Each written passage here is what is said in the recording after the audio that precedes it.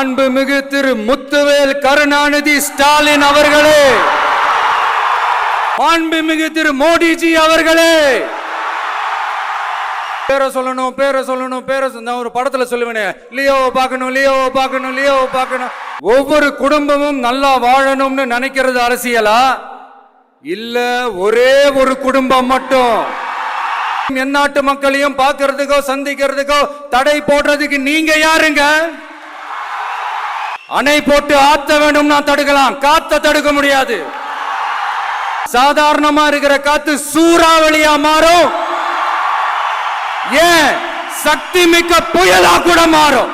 I would like to mention here with pride that we are the first political party to declare two historic women icons. Men may come, men may go, but I go on forever. அடுத்த வருஷம் இதுவரைக்கும் தமிழ்நாடு சந்திக்காத ஒரு வித்தியாசமான ஒரு தேர்தலை சந்திக்கும். ரெண்டு பேருக்கு நடுவுல தான் போட்டியே. ஒன்னு டிவிகே, இன்னொன்னு டிஎம்கே. என் நெஞ்சில் குடியிருக்கும் என்னுடைய தோழர்களுக்கும் தோழிகளுக்கும் என்னுடைய வணக்கம் வணக்கம் வணக்கம்.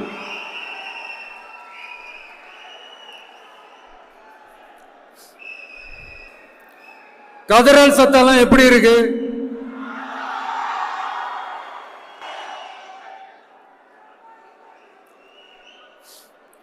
தமிழுக்கு அமுதென்று பேர், அந்த தமிழ் இன்ப தமிழங்கள் உயிருக்கு நேர். இன்னைக்கு தமிழ்நாடு இருக்கிற சூழல்ல நாம் ஒரு புதிய வரலாற்றை படைப்பதற்கு தயாராக வேண்டிய அவசியத்தை நீங்க எல்லாருமே நல்லா புரிஞ்சு வச்சிட்டு இருப்பீங்கன்னு நான் நம்புறேன். அரசியல்னா என்னங்க? ஒவ்வொரு குடும்பமும் நல்லா வாழணும்னு நினைக்கிறது அரசியலா? இல்ல ஒரே ஒரு குடும்பம் மட்டும்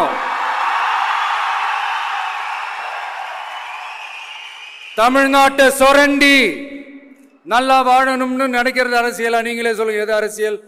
எல்லாருக்கும் நல்லது நடக்கிறது தானே அரசியல். அதுதான் நம்ம அரசியலும்.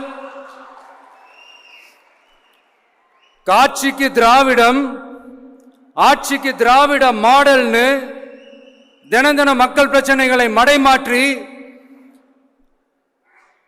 மக்கள் விரோத ஆட்சியை மன்னராட்சி போன்று நடத்துற இவங்க, நமக்கு எதிராக இவங்க பண்ற செயல்கள் ஒன்னா ரெண்டாங்க.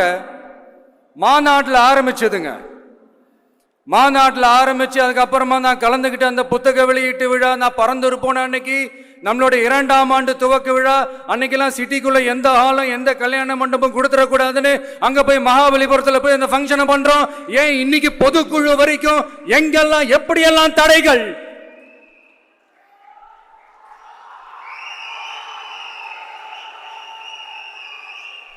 ஆனா அத்தனை தடைகளையும் தாண்டி நம்மளுடைய தோழர்கள் சந்திப்பு நிகழ்ச்சிகள், மக்கள் சந்திப்பு நிகழ்ச்சிகள் தொடர்ந்து நடந்துகிட்டு தான் இருக்கும். அது தொடர்ந்து நடக்கும்.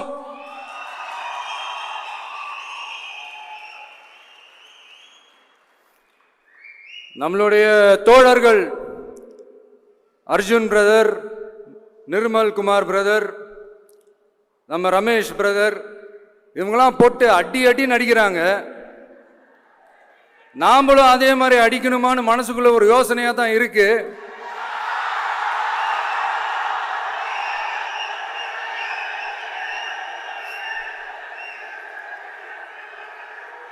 ரைட்.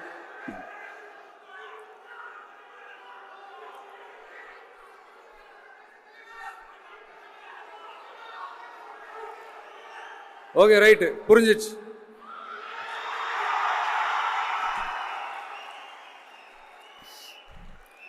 மாண்புமிகு மன்னராட்சி முதல்வர் அவர்களே,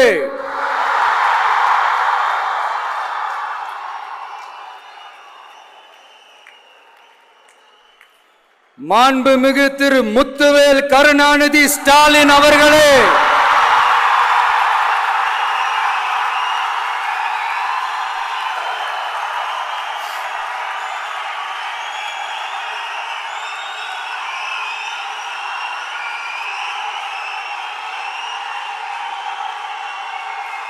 பேரை மட்டும் வீராப்பா சொன்ன பத்தாதவர்களே, செயல்லையும் ஆட்சியிலையும் அதை காட்டணும் அவர்களே. ஒன்றியத்துல பாஜக ஆட்சியை ஒரு பாசிச ஆட்சின்னு அடிக்கடி அறைகூவல் விடுத்து விட்டு இங்க நீங்க பண்ற ஆட்சி மட்டும் என்னவா? அதுக்கு கொஞ்சம் கூட குறைவில்லாத அதே பாசிச ஆட்சி தானே. ஒரு கட்சி தலைவனா ஜனநாயக முறைப்படி என் கழக தோழர்களையும் என் நாட்டு மக்களையும் பார்க்கறதுக்கோ சந்திக்கிறதுக்கோ தடை போடுறதுக்கு நீங்க யாருங்க?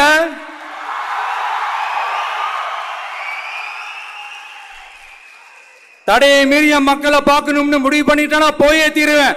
சட்டத்தை மதிக்கணும்ன்ற ஒரே காரணத்துக்காக தான் அமைதியா இருக்கிறேன். நேத்து வந்தவெல்லாம் முதலமைச்சர் ஆகணும்னு கனவு காண்றான்னு சொல்றீங்க. அது நடக்கவே நடக்காதுன்னு சொல்றீங்க. அப்புறம் எங்க எந்த கட்சிக்கும் இல்லாத நெருக்கடிய தமிழக வெற்றி கழகத்துக்கு மட்டும் போட்டுக்கிட்டே இருக்கிறீங்க.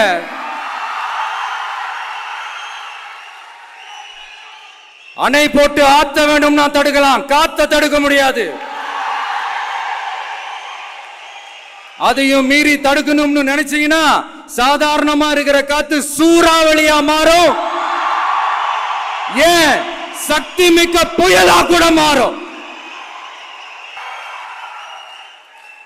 எனது அருமை தமிழக வெற்றி கழக தோழர்களே, நான் மாநாட்டில் ஒரு விஷயத்தை ரொம்ப வலியுறுத்தி சொன்னேன். அதே தான் இங்க நான் திரும்பவும் ரிப்பீட் பண்றேன்.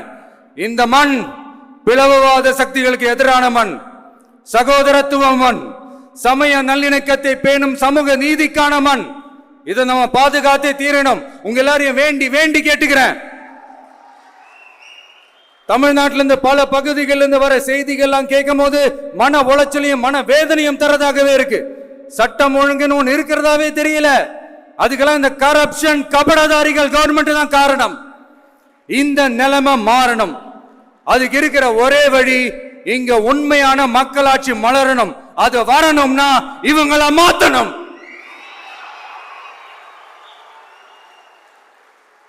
அதுக்கு என்ன வழி?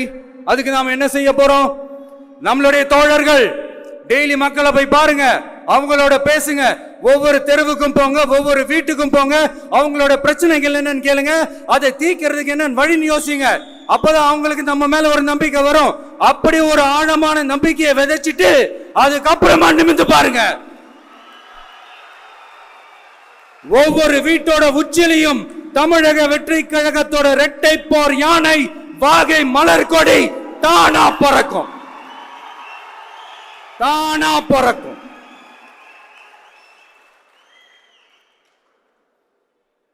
மாண்புமிகு மன்னராட்சி முதல்வர் அவர்களே, உங்க ஆட்சியை பத்தி கேள்வி கேட்டா மட்டும் ஏன் சார் உங்களுக்கு இவ்வளவு கோபம் வருது? நீங்க ஒழுங்கா ஆட்சி நடத்திருந்தீங்கன்னா பெண்கள் பாதுகாப்பு ஒழுங்கா இருந்திருக்கும், சட்டம் ஒழுங்கு சரியா இருந்திருக்கும். பச்சை பிள்ளைங்க, படிக்கிற பிள்ளைங்க, சின்ன பொண்ணுங்க, வீட்டுல இருக்கிற பொண்ணுங்க, வேலைக்கு போற பொண்ணுங்கன்னு இவங்க எல்லாருக்கும் நடக்கிற கொடுமைகளை சொல்ல முடியல சார்.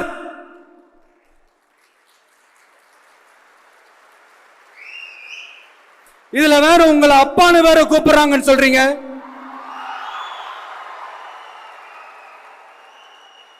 தினம் தினம் உங்களோட இந்த கொடுமைகளை அனுபவிச்சுட்டு இருக்கிற என்னுடைய சகோதரிகளான தமிழ்நாட்டு பெண்கள் தான் உங்களுடைய அரசியலுக்கே ஒரு முடிவு கட்ட போறாங்க, உங்களுடைய ஆட்சிக்கே ஒரு முடிவு கட்ட போறாங்க, உங்களுடைய இந்த அரசியல் வாழ்க்கைக்கே ஒரு முடிவு கட்ட போறாங்க.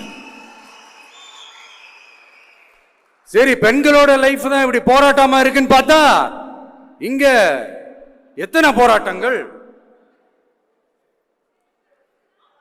பரந்தூர் போராட்டம், அரசு ஊழியர்கள் ஆசிரியர்கள் போராட்டம், போதைப் பொருள் எதிர்ப்பு போராட்டம், வரி உயர்வு போராட்டம், மீனவர்கள் போராட்டம், போக்குவரத்து ஊழியர்கள் போராட்டம், சாதிவாரி கணக்கெடுப்பு போராட்டம், சாம்சங் தொழிலாளர்கள், டங்ஸ்டன், விவசாயிகள் போராட்டம், மின்கட்டண உயர்வு எதிர்ப்பு போராட்டம், இஸ்லாமிய அமைப்புகள், செவிலியர்கள், மருத்துவர்கள், இந்த மாதிரி போராட்டங்கள். இதெல்லாம் சும்மா சாம்பிள் தான்.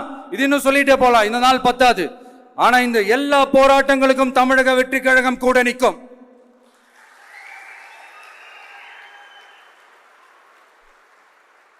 இங்க நீங்க தான் இப்படின்னா அங்க அவங்க யாரு? உங்க சீக்ரெட் ஓனர். அவங்க உங்களுக்கும் மேல மாண்புமிகு திரு மோடிஜி அவர்களே,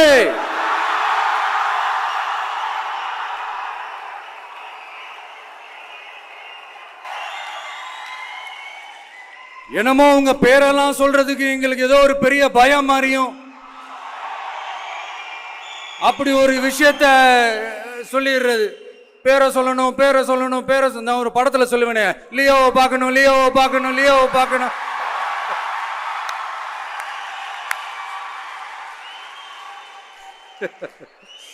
இல்ல இல்ல, சத்தியமா அப்படிதாங்க இருக்கு.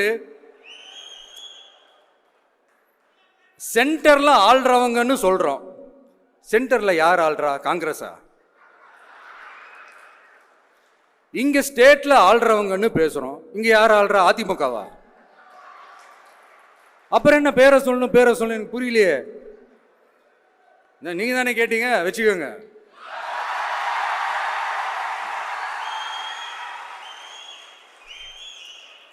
ஓட்டுக்காக காங்கிரஸ் கூட தேர்தல் கூட்டணி, கொள்ளையடிக்கிறதுக்காக உங்களோட, அதாவது பாஜகவோட மறைமுக அரசியல் கூட்டணி,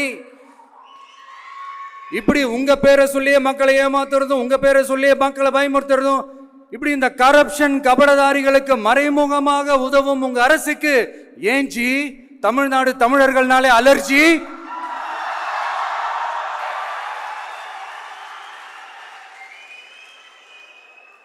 தமிழ்நாட்டிலிருந்து வர ஜிஎஸ்டியே கரெக்டா வாங்கிக்கிறீங்க, ஆனா தமிழ்நாட்டுக்கு பட்ஜெட்ல நிதி ஒதுக்க மாட்டேங்கிறீங்க. நீங்க படிக்கிற நம்ம பிள்ளைங்களோட படிப்புக்கு நிதி ஒதுக்க மாட்டேங்கிறீங்க, ஆனா மும்மொழி கொள்கையை திணிக்கிறீங்க. டீலிமிட்டேஷன் என்ற பேர்ல தமிழ்நாட்டோட பார்லிமெண்ட் சீட்ஸ்லையும் கை வைக்க பாக்குறீங்க. ஒரே நாடு ஒரே தேர்தல் நீங்க ஸ்டார்ட் பண்ணப்பவே புரிஞ்சிருச்சு பிரதமர் சார் உங்க பிளான் என்னன்னு, எங்கெல்லாம் எப்படியெல்லாம் எந்த திசைகள் எல்லாம் இந்த நாட்டை கொண்டு போலாம்னு. சார் உங்ககிட்ட நாங்க சொல்லிக்கிறதெல்லாம், தமிழ்நாட்டை கொஞ்சம் கேர்ஃபுல்லா ஹேண்டில் பண்ணுங்க சார்.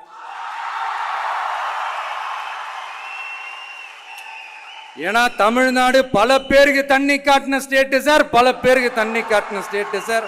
பார்த்து சார், பார்த்து செய்யுங்க சார், மறந்துடாதீங்க சார்.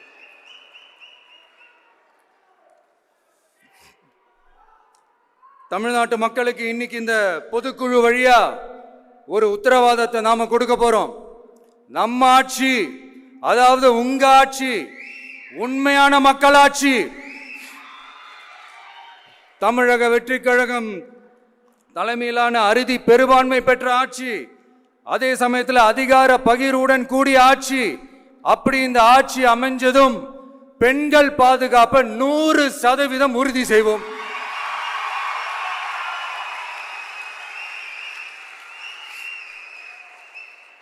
சட்டம் ஒழுங்கு ரொம்ப முறையா ஸ்ட்ரிக்டா வச்சிருப்போம். கல்வி, சுகாதாரம், மருத்துவம்னு அத்தனையிலையும் ரொம்பவே கவனம் செலுத்துவோம். அதுவும் எல்லாருக்கும் ஈஸியா ஈக்குவலா கிடைக்கிற மாதிரி செய்யறது தான் நம்ம டார்கெட்.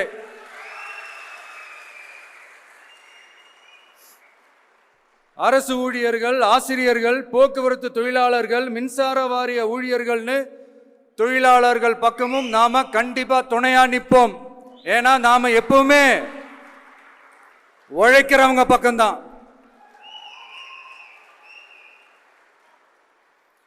நம்ம தமிழ்நாடு விவசாய பூமி, இயற்கை வளங்கள் நிறைந்த மண். இந்த விவசாயத்துக்கும் இயற்கை வளங்களுக்கும் எதிரா எந்த விதமான ஒரு திட்டத்தையோ நடவடிக்கையோ கொண்டு வர்றதை எங்களால் ஏற்கவே முடியாது. எங்க மண்ணை, மக்களை பாதிக்கிற மாதிரி திட்டங்களை தயவு செஞ்சு செயல்படுத்தாதீங்க. அதை நாங்கள் எதிர்க்கவே செய்வோம். தமிழ்நாட்டை எல்லா வகையிலும் பாதுகாக்க வேண்டியது எங்களுடைய உரிமை, கடமை, கொள்கை எல்லாமே. The fundamental strength of politics is uncompromising principles and ideologies. Periyar's social justice, Kamarajar's honest administration, Ambedkar's equal justice and equal opportunity, Velu Nachiyar's social inclusivity and communal harmony, Anjali Ammal's fighting for water resources were the reasons for choosing them as our party's ideologues and policy leaders. I would like to mention here with pride that we are the first political party to declare two historic women icons who are India's freedom fighters from Tamil Nadu as our party's ideologues and policy leaders. இப்படி ஒரு ஆழமான நம்பிக்கையுடன் வரும் 2026 தமிழ்நாடு சட்டமன்ற தேர்தலில் ஒரு மாபெரும் அரசியல் மாற்றத்தை கொண்டு வந்து மக்கள் சக்தியின் உதவியுடன் மக்கள் விரும்புகிற ஒரு நல்ல அரசை அமைப்பதில் உறுதியாக இருப்பதால்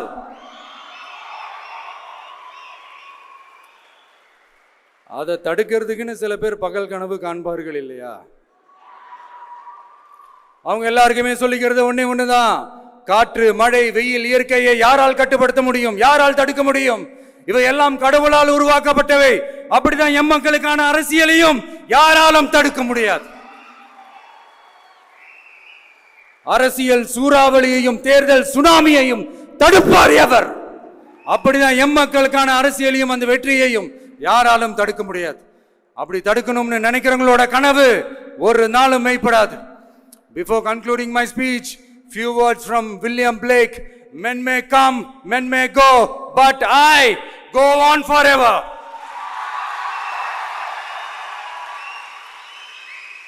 ஞாலம் கருதினும் கைகூடும் காலம் கருதி இடத்தார் செய்யின். ஏற்ற காலத்தையும் இடத்தையும் அறிந்து ஒரு செயலை செய்தால் பூவுலகம் முழுமையையும் வேண்டினாலும் அது கைவசப்படும் என்ற திருக்குறளுடன் என்னுடைய நன்றி உரையை நிறைவு செய்கிறேன். பார்த்துக்கிட்டே இருங்க, அடுத்த வருஷம் இது வரைக்கும் தமிழ்நாடு சந்திக்காத ஒரு வித்தியாசமான ஒரு தேர்தலை சந்திக்கும்.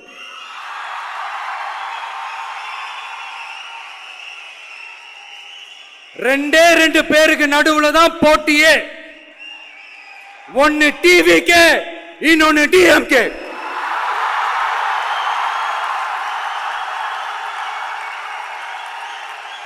கான்பிடண்டா இருங்க, நல்லதே நடக்கும், வெற்றி நிச்சயம்.